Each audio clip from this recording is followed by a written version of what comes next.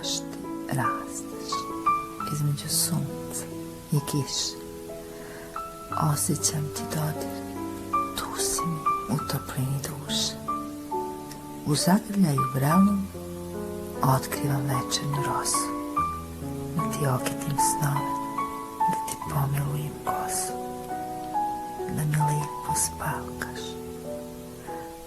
da osetim kako ti ruke gore i kako ti leđa mirišu nepokrivena, gola, pa da se rascijepam na pola u trenu pre gašenja noći, da te nežno pokrijem, da mi lepo spavaš.